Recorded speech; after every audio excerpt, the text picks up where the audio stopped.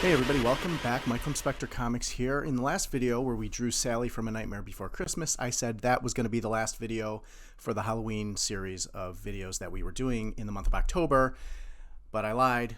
I got one more, Lock, Shock, and Barrel from A Nightmare Before Christmas. So we're going to go ahead and jump right into drawing these guys. As you know, Lock, Shock, and Barrel are the world's greatest trick-or-treaters, according to Jack Skellington. Lock is the devil, Shock is the witch, and Barrel is the skeleton.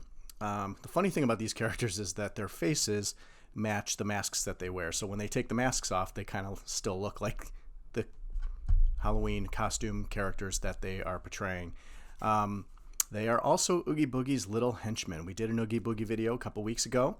That will be linked, that and all the other Halloween videos will be linked in the description below.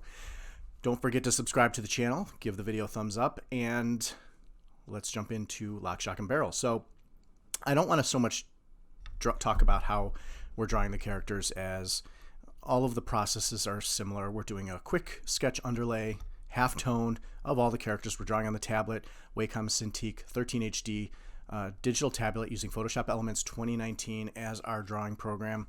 And the process has been the same every time we draw on a tablet, where we do a quick sketchy underlay, usually have a reference photo of, I took a screenshot from the movie to kind of just reference for the drawing, just so I could understand the dynamics of the characters, never drawn before. And so just took that little screenshot and laid out the characters and just kind of matched the poses that I saw from the screenshot. So again, just doing a quick sketchy underlay, just outlining the body shapes and poses. And then, you can move the characters around. I always draw the characters on different layers so that I can overlap and move things around as needed. So that's just the process that I use when drawing digitally.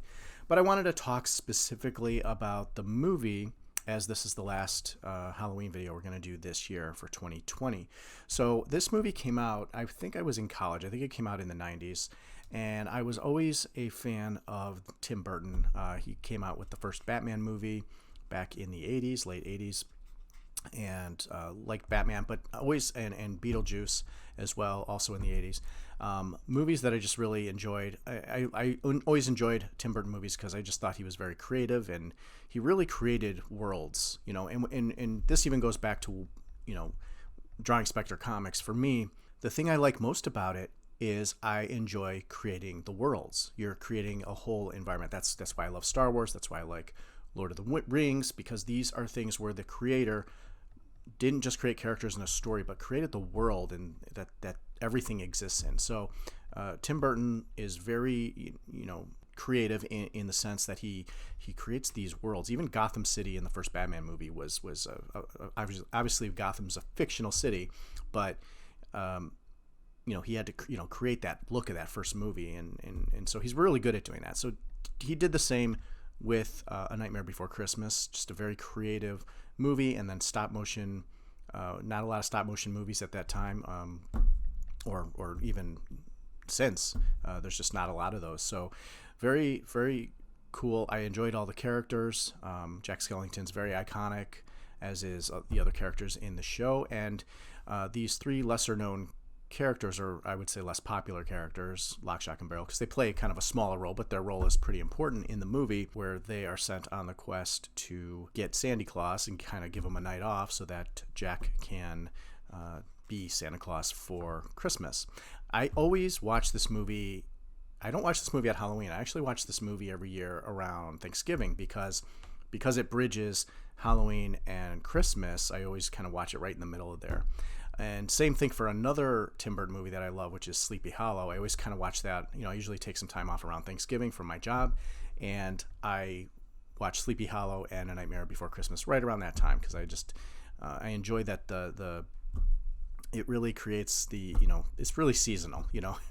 It's not a movie you can watch all the time, but I enjoy watching it during the holiday time when all the leaves are starting to turn colors on the trees, and we get a lot of overcast skies here in Chicago. So, but back to A Nightmare Before Christmas, this movie was very different, and also, and I was watching I just watched The Mandalorian season 2 episode 1 last night, because it just came out yesterday, and because I was on Disney Plus, I was just kind of looking around, and you know, the things that were on there. And Nightmare Before Christmas, obviously it's owned by Disney, came up. So I kind of just clicked on it just to watch the first sequence of the movie, you know, the first song. And I forgot how much, because I haven't actually watched this movie in probably about 2 years. And I really love the music in the movie. Danny Elfman does a lot of the music in Tim Burton movies. And his soundtrack for this, and I think he actually voices Jack Skellington, if I'm not mistaken.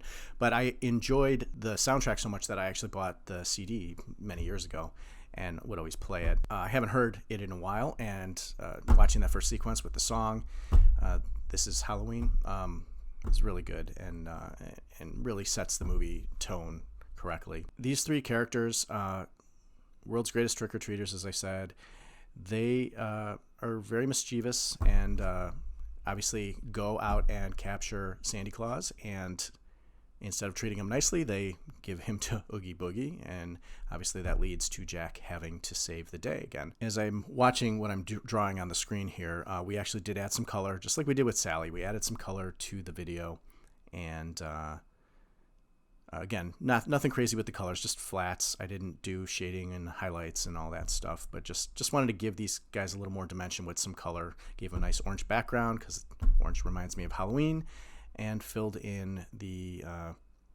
simple basic colors of each of the Lock, Shock, and Barrel's costumes. So yeah, just always been a big fan of this movie.